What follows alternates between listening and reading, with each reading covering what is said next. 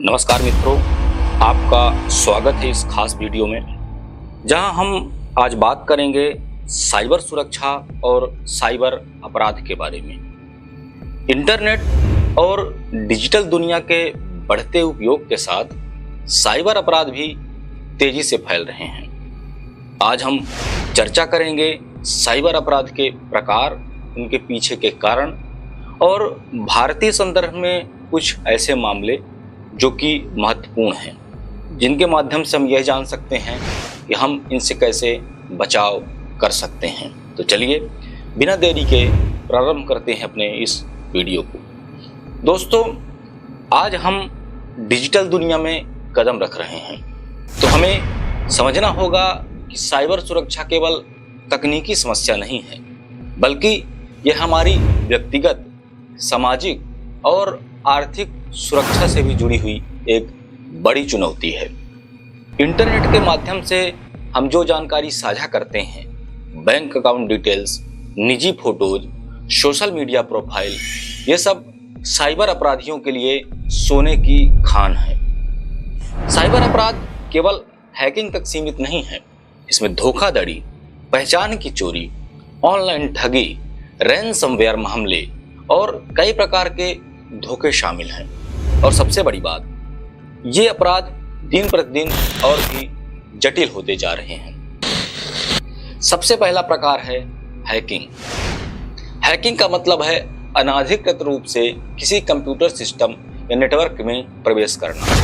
Hacker किसी company के server को हैक कर डेटा चुराने या फिरौती की मांग करने का प्रयास करते हैं। उदाहरण के तौर पर कई बार सरकारी या निजी संस्थाओं के डेटाबेस को हैक कर महत्वपूर्ण जानकारी चुराई जाती है। हालांकि हैकिंग के तरीके दिन ब दिन उन्नत होते जा रहे हैं, लेकिन सुरक्षा विशेषज्ञ लगातार नए नए उपाय विकसित कर रहे हैं। इसलिए हमें सतर्क रहने की बहुत आवश्यकता है। और दूसरे तरीके की बात करें, दूसरा तरीका है फिशिंग अटैक, जो आज के समय में सबसे आम और खतरनाक साइबर अपराधों में से एक है। इसमें अपराधी नकली ईमेल, एसएमएस या कॉल करके लोगों को धोखा देते हैं। उदाहरण के तौर पर आपको एक ईमेल मिलता है जिसमें लिखा होता है आपका बैंक खाता बंद होने वाला है, तुरंत लॉगिन करें। जब आप डर कर लिंक पर क्लिक करते हैं तो आप एक नकली वेबसाइट पर पहुंच जाते हैं और आपकी संवेदनशील जानकारी चोरी हो जाती है। और ये लगभग सभी वेबसाइटों के माध्यम से अब होने लगा है। तो अब वर्तमान में यह पहचानना भी मुश्किल हो रहा है कि हम नकली वेबसाइट पे जा रहे हैं कि असली वेबसाइट पे जा रहे हैं। तीसरा है पहचान की चोरी, जो आज के समय में एक गंभीर समस्या बन चुकी है। साइबर अपराधी किसी व्यक्ति की पर्सनल जानकारी जैसे Aadhaar card, PAN card, bank details चुरा लेते हैं और उसका दुरुपयोग करते हैं। कभी कभी यह जानकारी डार्क वेब पर बेची जाती है। साथ ही डाटा डिफेंस के जरिए वेबसाइट या सर्वर के डाटा में बदलाव कर दिया जाता है, जिससे कंपनी की प्रतिष्ठा को बड़ा नुकसान पहुंचता है। आज के ऑनलाइन ठगी के मामले भी तेजी से बढ़ रहे हैं। इसमें अपराधी नकली ई-कॉमर्स वेबसाइट, झूठे निवेश स्कीम और नौकरी या वर्क फ्रॉम होम ऑफर्स के जरिए लोगों से पैसे उड़ा लेते हैं। यहाँ बात सिर्फ वित्तीय नुकसान की नहीं है, बल्कि लोगों के विश्वास और सुरक्षा के बारे में भी है। और एक महत्वपूर्ण फंसाने का तरीका है, जिसे कह सकते हैं कि लोगों को उलझाने का, उनसे पैसे लूटने का एक तरीका है रैनसमवेयर। यह एक ऐसा हमला है जिसमें अपराधी आपके कंप्यूटर या मोबाइल को लॉक कर देते हैं और फिर उसे अनलॉक करने के बदले में फिरौती की मांग करते हैं। और इस प्रकार के हमले से न केवल व्यक्तिगत यूजर्स बल्कि बड़ी बड़ी कंपनियां भी प्रभावित होती हैं। भारत में कई कंपनियां इस हमले का शिकार हो चुकी हैं, जिससे उनके महत्वपूर्ण डेटा का नुकसान हो चुका है। आज के समय में सोशल मीडिया पर भी ठगी और धोखाधड़ी के मामले आम हो गए हैं। फेक प्रोफाइल बनाकर लोगों से संपर्क करना, झूठे ऑफर्स और नकली प्रतियोगिताएं आयोजित करना ये सभी तरीके अपराधियों द्वारा उपयोग किए जाते हैं। साथ ही मोबाइल आधारित धोखाधड़ी जैसे कि नकली ऐप स्टोर फ्रॉड भी बढ़ते जा रहे हैं। तो बात यहाँ पर ये आती है कि हमें सुरक्षित रहना होगा। तो हम तभी सुरक्षित रह सकते हैं जब हमें इन मामलों के बारे में जानकारी होती है और ये मामले कहाँ कहाँ हो चुके हैं और कैसे कैसे ये घटित हुए हैं, इनके बारे में थोड़ी सी हम प्रकाश की नज़र डालते हैं और उन मामलों को समझते हैं। अब बात करते हैं कुछ प्रमुख मामलों की, जिनमें हमें यह समझ में आता है कि साइबर अपराध कितना खतरनाक हो सकता है। भारत में ऐसे कई मामले सामने आए हैं जो न केवल आर्थिक बल्कि राष्ट्रीय सुरक्षा के लिहाज से भी चिंताजनक है। 2018 में पुणे स्थित कॉसमोस बैंक के सर्वर को हैक कर अपराधियों ने लगभग 94 करोड़ की धोखाधड़ी कर दी थी। इस मामले में हैकरों ने बैंक के सिस्टम में सेंध लगाई और संवेदनशील डेटा को चुरा लिया। यह मामला इसलिए भी चिंताजनक था क्योंकि इससे पता चला कि निजी और सरकारी संस्थान किस हद तक साइबर हमलों के प्रति असुरक्षित हो सकते हैं। तो बात यहाँ पर बैंक की नहीं थी, बात यहाँ पर थी सुरक्षा की, कि सुरक्षा कितनी है। जोमेटो डेटा लीक का मामला भी काफी प्रसिद्ध है। 2017 में फूड डिलीवरी कंपनी जोमेटो के 17 मिलियन उपयोगकर्ताओं की ईमेल आईडी और पासवर्ड चोरी कर लिए गए थे। यह डाटा फिर डार्क वेब पर बेच दिया गया। इस घटना ने दिखा दिया कि कैसे किसी भी डिजिटल प्लेटफॉर्म की सुरक्षा में एक छोटी सी कमी बड़ी आपदा का कारण बन सकती है। बात समझने वाली ये है कि छोटी छोटी एक कमियां, छोटी छोटी असुरक्षित सावधानियां जो हम नहीं रख पाते हैं, उनके कारण हमें कितना नुकसान पहुंच सकता है। 2023 की बात करें तो 2023 में कोरोना वैक्सीन पंजीकरण पोर्टल कोविन से भी डेटा लीक होने की खबरें आई। इस घटना में करोड़ों भारतीयों की पर्सनल जानकारी लीक हो गई, जिससे उनकी गोपनीयता और सुरक्षा पर गंभीर प्रश्न खड़े हो गए। इसके अलावा कई और मामले भी साइबर अपराध के उदाहरण के मिलते हैं, जैसे कि नकली नौकरी ऑफर्स, ऑनलाइन लॉटरी स्कैम और यूपीआई फ्रॉड के मामले। इन सभी ने हमें यह सिखाया कि साइबर अपराध किस हद तक उन्नत और जटिल हो चुके हैं। आज हम अंदाजा ही नहीं लगा पाते हैं कि कोई फोन यदि हमारे पास आ रहा है तो कोई सच में अनजान व्यक्ति फोन कर रहा है या कोई हमारा ऐसा व्यक्ति है जो कहीं मुसीबत में फंसा हुआ है, क्योंकि हम अनुमान ही नहीं लगा पाते, क्योंकि तरीके इतने बदल गए हैं। आंकड़ों के अनुसार भारत में साइबर अपराध के मामले तेजी से बढ़ रहे हैं। नेशनल क्राइम रिकॉर्ड ब्यूरो यानी NCRB के अनुसार 2020 से 2022 तक के बीच में कुछ राज्यों में साइबर अपराध के मामलों में उल्लेखनीय वृद्धि हुई है। चलिए हम एक बार इन आंकड़ों पर नजर डाल लेते हैं। 2020 में उत्तर प्रदेश में लगभग 11,000 मामलों में से केवल 642 मामलों में अपराधियों को सजा मिली। वहीं कर्नाटक में 10,741 दर्ज मामलों में सिर्फ 2 मामलों में दोषी ठहराया गया। 2021 में तेलंगाना और उत्तर प्रदेश में भी इसी प्रकार की स्थिति देखने को मिली, जहां सजा की दर बहुत कम थी। 2022 के आंकड़ों के अनुसार तेलंगाना में 15,297 मामलों में से केवल 60 अपराधियों को सजा मिली, जबकि कर्नाटक में 12,556 मामलों से यानी 12,556 मामलों में से केवल 12 ही अपराधी दोषी पाए गए। तो बात यह है कि जो इतने घटनाएं हो रही हैं, इनका जिम्मेदार कौन? जब घटनाएं ज्यादा हो रही हैं और अपराधी कम हैं, तो इसका मतलब ये है वही लोग कहीं ना कहीं घूम फिर कर इन अपराधों को अंजाम दे रहे हैं। इन आंकड़ों से यह स्पष्ट है कि साइबर अपराध की बढ़ती संख्या के बावजूद अपराधियों के खिलाफ कार्यवाही में काफी कमी है, जिससे उनकी संख्या, एक प्रकार से कहें कि अपराधों की संख्या बढ़ रही है। यह समस्या कानून प्रवर्तन एजेंसियों की कार्यक्षमता और साइबर सुरक्षा उपायों में सुधार करने की आवश्यकता को दर्शाती है। दोस्तों, जैसे जैसे तकनीक में उन्नति हो रही है, वैसे वैसे साइबर अपराधी भी नए नए तरीकों से हमला करने के लिए तैयार होते जा रहे हैं। लेकिन अच्छी खबर यह है कि साइबर सुरक्षा में भी निरंतर अनुसंधान चल रहा है। तो आइए जानते हैं कुछ नवीनतम तकनीकी प्रवृत्तियों के बारे में जो साइबर हमलों का मुकाबला करने में मदद कर रही हैं, जिससे आपको भी जानकारी मिलेगी और आप भी आने वाली इन समस्याओं से अपने आप को बचा सकते हैं। आज के समय में आर्टिफिशियल इंटेलिजेंस और मशीन लर्निंग का उपयोग साइबर सुरक्षा में एक क्रांतिकारी बदलाव लेकर आया है।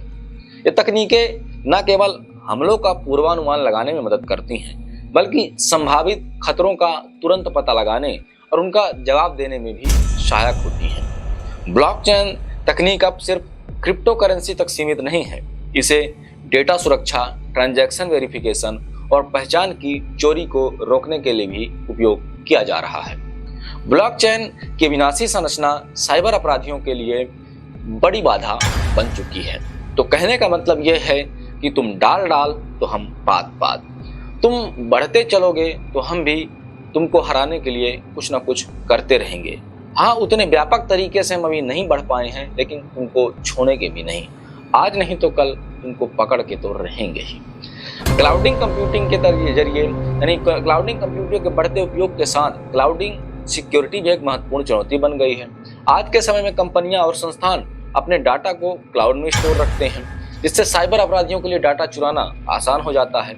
लेकिन क्लाउड सिक्योरिटी के नए प्रोटोकॉल और इंस्क्रिप्शन तकनीकें इस खतरे को काफी हद तक कम कर रही हैं। तो कहने का मतलब यह है कि हम जिन जिन सुविधाओं का लाभ ले रहे हैं, उनमें ये अनैतिक गतिविधियां करने वाले लोग बढ़ रहे हैं, लेकिन उनकी सुरक्षा के लिए भी हम कार्य करते हैं। साइबर थ्रेट इंटेलिजेंस के जरिए सुरक्षा विशेषज्ञ लगातार नए नए हमलों और खतरों की जानकारी एकत्र करते हैं। इससे पहले ही संभावित खतरों का पता चल जाता है और समय रहते सुरक्षा उपाय किए जा सकते हैं। इस तरह साइबर थ्रेट इंटेलिजेंस सिस्टम ने साइबर सुरक्षा में एक नई दिशा प्रदान की है।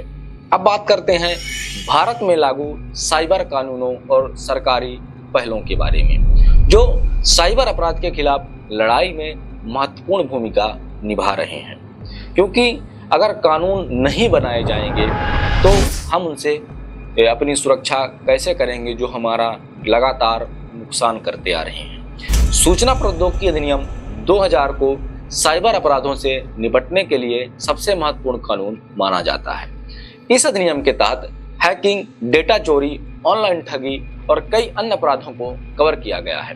हालांकि तकनीकी उन्नति के साथ साथ साइबर अपराधों के तरीके भी बदल गए हैं। इससे कानून में समय समय पर सुधार की आवश्यकता बनी रहती है। भारतीय दंड संहिता की धारा 420 का उपयोग ऑनलाइन धोखाधड़ी और ठगी के मामलों में भी किया जाता है, क्योंकि ये 420 का ही मामला है कि कोई आपको बहला फुसलाकर आपके साथ धोखाधड़ी करता है। यह कानून अपराधियों को गंभीर सजा दिलाने का प्रावधान रखता है, जिससे अपराध के प्रति नफरत और चेतावनी का संदेश जाता है। सरकार ने साइबर अपराध के खिलाफ लड़ाई में नागरिकों की सहायता के लिए साइबर क्राइम हेल्पलाइन यानी जिसका नंबर है 1930 यानी हेल्पलाइन नंबर है 1930 और CERT Indian computer emergency response team जैसी एजेंसियां स्थापित की हैं। ये एजेंसियां साइबर हमलों की तुरंत जांच पड़ताल और त्वरित प्रक्रिया में माहिर हैं। हाल के वर्षों में डेटा सुरक्षा और प्राइवेसी कानूनों पर भी जोर बढ़ा है।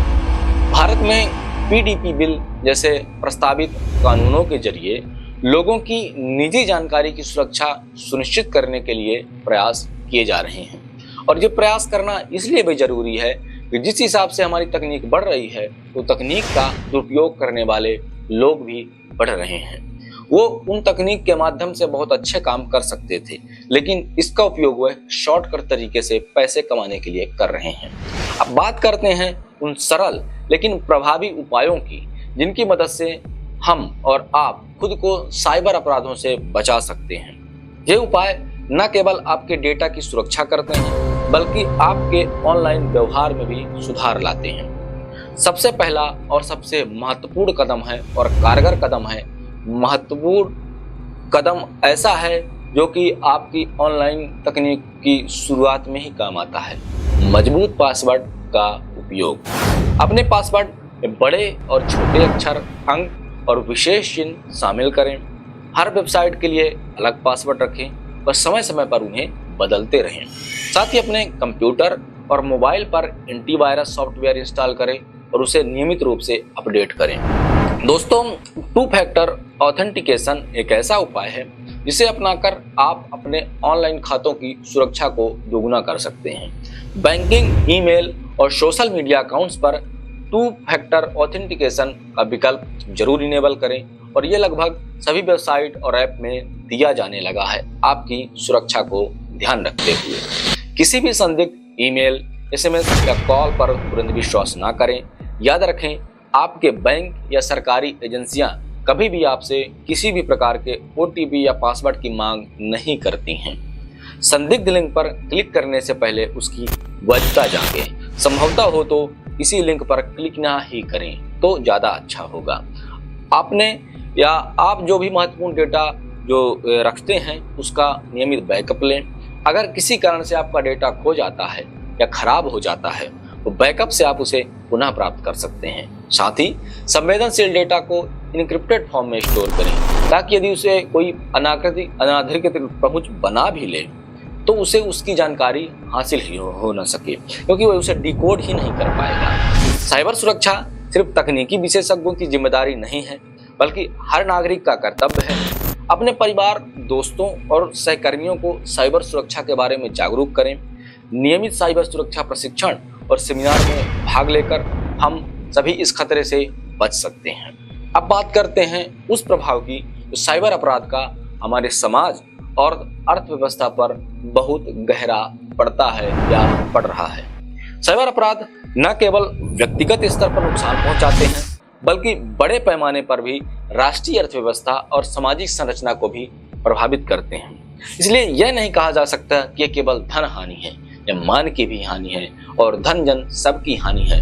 जब आपके बैंक खाते से पैसे उड़ा लिए जाते हैं या आपकी व्यक्तिगत जानकारी चोरी हो जाती है तो यह आपके मनोबल और विश्वास को चोट पहुंचाता है।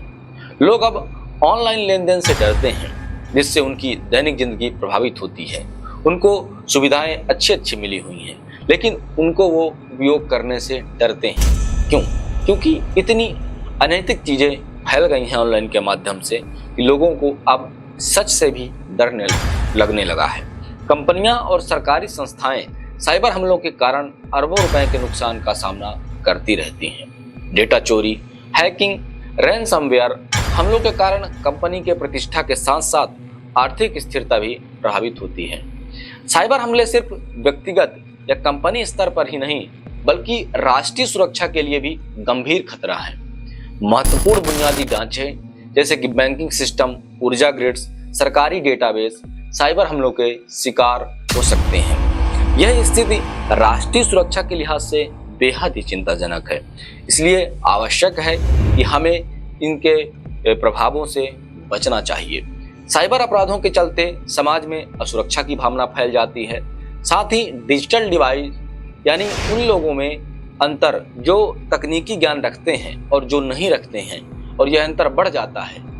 यह समाज में असमानता और अविश्वास की स्थिति पैदा कर सकता है, क्योंकि जिसे इस बात का ज्ञान है वह तो अपने आप को बचाव के माध्यम से अपने आप को सुरक्षित कर लेगा, लेकिन जिन्हें इनका पूर्णता ज्ञान नहीं है वो बेचारे कहाँ जाएंगे। दोस्तों, जैसा कि हम देख रहे हैं साइबर अपराध लगातार विकसित हो रहे हैं। भविष्य में भी हमें नई चुनौतियों का सामना करना पड़ सकता है, लेकिन साथ ही तकनीकी प्रगति और अनुसंधान से हमें नई संभावनाएं भी मिल रही हैं जो हमें सुरक्षित रखने का प्रयास कर रही हैं। भविष्य में artificial intelligence, internet of things यानी IoT और क्वांटम कंप्यूटिंग जैसी तकनीकों के कारण साइबर हमलों का खतरा और भी बढ़ सकता है। हमें इन तकनीकों के साथ साथ इनके दुरुपयोगों को रोकने के उपायों पर भी ध्यान देना होगा, क्योंकि इसका अगर सदुपयोग हम लोग कर रहे हैं इंटरनेट का, तो उसका दुरुपयोग करने वाले भी लोग हमारे आसपास घूम रहे हैं और हम किसी पर यह इल्जाम ही नहीं लगा सकते कि इस व्यक्ति ने ऐसा किया होगा, क्योंकि इतने गंभीर तरीके से वो घटनाओं को अंजाम देते हैं कि उनको खोज पाना भी कई बार मुश्किल पड़ जाता है। वैज्ञानिक और तकनीकी अनुसंधान लगातार नए समाधान प्रदान कर रहे हैं। साइबर थ्रेट इंटेलिजेंस, उन्नत एन्क्रिप्शन तकनीकें और मशीन लर्निंग आधारित सुरक्षा उपाय भविष्य के साइबर अपराध के खिलाफ हमारी सबसे बड़ी ताकत साबित होंगे। साइबर अपराधों का मुकाबला केवल राष्ट्रीय स्तर पर संभव नहीं है। अंतर्राष्ट्रीय सहयोग और साझा रणनीतियां जैसे कि साइबर सुरक्षा के क्षेत्र में वैश्विक मानव और प्रोटोकॉल हमें इस लड़ाई में मजबूत बना सकते हैं। इसलिए आवश्यक है कि हम अपनी सुरक्षा करें और सरकार की बातों को माने, सुरक्षा की बातों को माने। अब हम बात करेंगे कुछ वास्तविक केस स्टडीज और विशेषज्ञों के इंटरव्यू सेगमेंट की, जो कि जिनके माध्यम से हमें यह जानकारी मिलेगी कि साइबर अपराध से कैसे निपटा जा सकता है, इनसे कैसे बचा जा सकता है। अगर केस स्टडी की बात करें तो हमारा एक केस स्टडी है बैंकिंग का, एक बैंकिंग धोखाधड़ी मामले का। इसमें एक व्यक्ति को नकली बैंक का ईमेल आता है जिसमें उसके खाते के असुरक्षित होने की चेतावनी दी जाती है। अब सामने वाला व्यक्ति अपने खाते में पैसे रखता है, उसको ये डर तो होगा ही कि हमारा खाता कहीं खराब ना हो जाए, बंद ना हो जाए, क्योंकि उसको ये पता नहीं है कि ये सामने वाले की चाल है। उसने लिंक पर क्लिक किया और तुरंत ही उसके खाते से लाखों रुपए उड़ा लिए गए। इस मामले में पुलिस ने जांच करके अपराधियों को पकड़ा, लेकिन इससे पहले की कार्रवाई हो व्यक्ति को भारी आर्थिक नुकसान उठाना पड़ा। इस केस से हमें सीख मिलती है कि तुरंत सावधानी बरतना कितना जरूरी है। इसलिए हमारे आसपास अगर इस तरह की घटनाएं हो रही हैं तो हमें सतर्क रहने की आवश्यकता है। और साइबर अपराध के खिलाफ लड़ाई में केवल सरकार का ही नहीं बल्कि प्राइवेट क्षेत्र का भी बड़ा योगदान है। आईटी कंपनियां, बैंक और सुरक्षा फर्में मिलकर कई इनोवेटिव समाधान निकाल रही हैं। तो बात है हमें समझने की और उनके साथ सहयोग बनाने की, ना कि डरने की।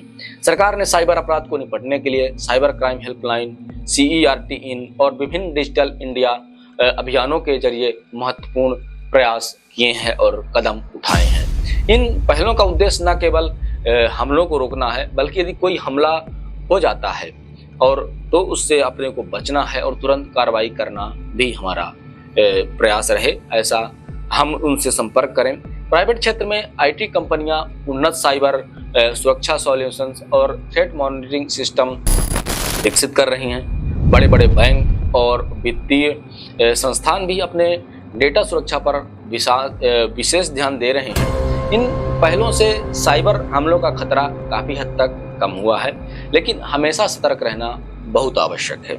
इसलिए हमें यह ध्यान रखना आवश्यक है कि हमारे पास कोई फ़ोन कॉल आ रहा है, मैसेज आ रहा है, ईमेल आ रहा है, तो क्या वह सत्य है या कोई हमें फंसाने का प्रयास कर रहा है। आज के डिजिटल युग में साइबर सुरक्षा के प्रति शिक्षा और प्रशिक्षण अत्यंत महत्वपूर्ण हो गए हैं। हर नागरिक को यह समझना होगा कि साइबर अपराध सिर्फ तकनीकी विशेषज्ञों का काम नहीं है, बल्कि हम सबकी जिम्मेदारी भी है। अगर हम बचेंगे तो उनको बढ़ावा नहीं मिलेगा। अगर हम नहीं बच पाते हैं और गैर जिम्मेदार हो जाते हैं तो कहीं ना कहीं प्रत्यक्ष या अप्रत्यक्ष रूप से हम अपराधियों को बढ़ावा दे रहे हैं। विश्व भर में कई विश्वविद्यालय और कॉलेज अब साइबर सुरक्षा पर विशेष पाठ्यक्रम और डिग्री प्रोग्राम ऑफर कर रहे हैं। यह नए प्रतिभाओं को इस क्षेत्र में आने के लिए प्रेरित भी करता है। आज के समय में ऑनलाइन प्लेटफॉर्म जैसे कोर्सेरा, यूडेमी और विभिन्न सरकारी पोर्टल्स पर साइबर सुरक्षा से संबंधित प्रशिक्षण उपलब्ध कराए जा रहे हैं।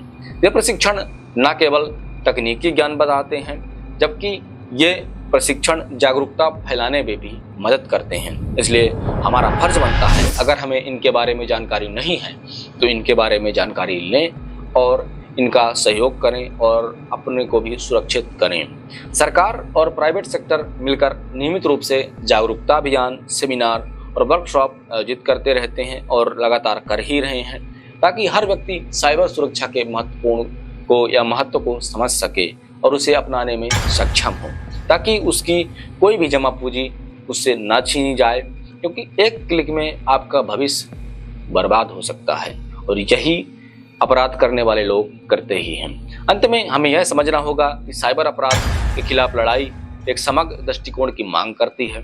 इसमें तकनीकी समाधान, कानूनी ढांचे, शिक्षा और अंतर्राष्ट्रीय सहयोग सभी का योगदान आवश्यक है।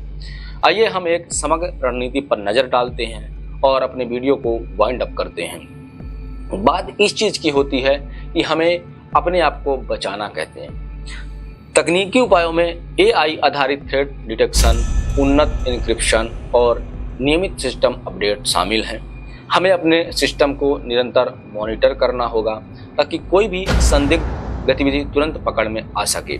हमें यह जानकारी समय समय पर लेनी होगी कि इसका उपयोग, अगर कोई वेबसाइट हमारे में ओपन हो रही है तो क्या इसे हमने ही खोला है या किसी अनाधिकृत वेबसाइट के माध्यम से वह मॉनिटर हो रही है। कानूनी ढांचे में सुधार अत्यंत आवश्यक है। साइबर अपराधों की तेजी के साथ कानून में भी समय समय पर सुधार करना चाहिए, क्योंकि साइबर अपराध के जो मामले हैं लगातार बढ़ रहे हैं और उनके तरीके भी बढ़ रहे हैं। क्योंकि साइबर अपराधी जब पकड़ में आते हैं उन्हें सख्त सजा मिलनी चाहिए, जिससे अपराध के प्रति एक कड़ा संदेश जाए। नहीं, अगर उन्हें आसानी से छोड़ दिया जाएगा तो अन्य लोग भी इसको करने के लिए अग्रसर होते रहेंगे और अपराध के तरीके और अपराध लगातार बढ़ते रहेंगे। जैसा कि हमने पहले भी चर्चा की है, शिक्षा और जागरूकता के बिना कोई भी तकनीकी उपाय पूर्ण नहीं हो सकता है। हर नागरिक को साइबर सुरक्षा के बारे में जानकारी होनी ही चाहिए और इसके लिए नियमित प्रशिक्षण, सेमिनार, ऑनलाइन कोर्स जो भी उपलब्ध कराए जा रहे हैं उन्हें लेना चाहिए और वहां पर उपस्थित होना चाहिए। और ये सरकार का भी फर्ज है कि ऐसे सेमिनार और ऑनलाइन कोर्सेस को निःशुल्क उपलब्ध कराना चाहिए। साइबर अपराध वैश्विक समस्या है, इसके लिए देश के बीच सहयोग, सूचना का आदान प्रदान और साझा रणनीति आवश्यक है। इसलिए अंतर्राष्ट्रीय स्तर पर भी हमें मिलकर साइबर अपराध के खिलाफ एक मजबूत मोर्चा बनाना चाहिए और बनाया जा सकता है और हमारा प्रयास रहे कि ये हमको किया जाना चाहिए। मित्रों, हमने आज जाना कि साइबर सुरक्षा और साइबर अपराध किस हद तक गहरी समस्या बन चुकी है।